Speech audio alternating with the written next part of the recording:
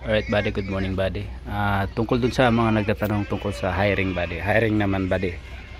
Tapos maraming nagtatanong kung saan yung opisina, magkano yung sahod, ano yung requirements, tsaka ano pa ba? May age limit ba? Sasagutin ko po yan mga buddy. Yung sa opisina at saka may nagtatanong tungkol sa anong tracking, anong hauler. Pangalan niya buddy ay GD Canlas. Yun yung hauler na yun, tracking. Makikita nyo yan buddy, yung address niya ay sa sa tawag nito, sa Pampanga. Search nyo lang sa sa Google Map, Dolores Crossing, Pampanga. May McDo doon, malapit doon. McDo at saka McDo, Jollibee. Parang yun. At saka age limit, hindi ko sure kung pero may edad naman na dito buddy na nag-a-apply. So possible na pwede kayo. Subukan nyo, wala namang mawawala sa inyo. At saka dun sa sa nagtatanong about sa bigayan, sahod.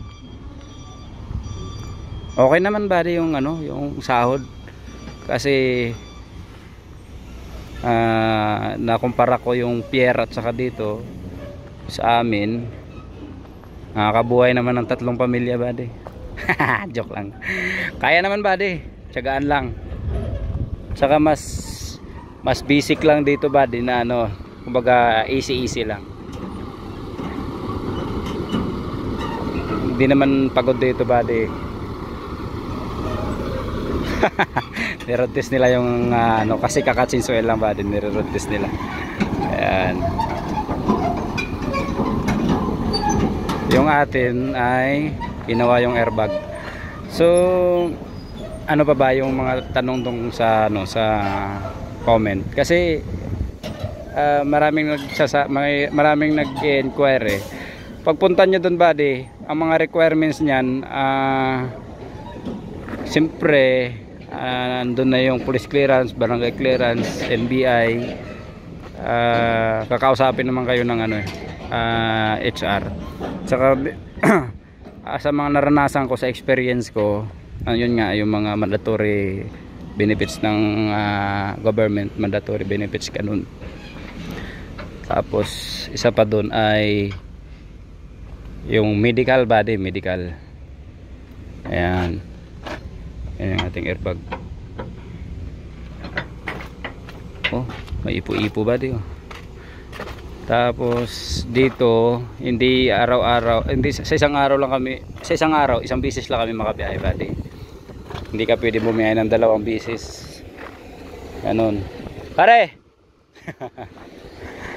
At saka dito, sa isang unit, 2 kayo. First tripper, second tripper.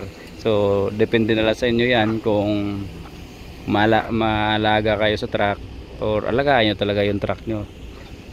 May partner kayo mag-uusap, kumbaga parang siyempre accountability mo pag nasira sa'yo, hawak mo pa, oras mo pa, accountability sa'yo yun. Kumbaga sakop pa ng mo yun pag may nasira. Kagaya sa akin, biyahe ko kagabi, nasira sa akin kaya pinagawa ko. At saka maraming bakanting truck body. Ayan, mababakante yung dinadala ko na Volvo na yan kung magawa na yung aking unit talaga na D20. At saka ito body, walang gumagamit nito, kasi si Daddy Bart, naalala nyo si Daddy Bart Elonggo ba, nag-retired na blao. Yan, ito yung kanya dati. Subukan nyo buddy, punta kayo sa sa Pampanga. Sayang, walang mawawala. Tsaka sana kung mag-apply kayo dito, yung desidido, kasi sayang din training nyo. Masa 1 buwan yata ang training o 7 kalahating buwan. Yun. Tapos interview, tiyagaan nyo lang, training, interview. Siyempre uunahin nyo muna yung trade test. At saka may nagtanong sa akin kung bus driver pwede ba. kung nag-bus driver ka ngayon at saka dati kang trailer, pwede naman yun.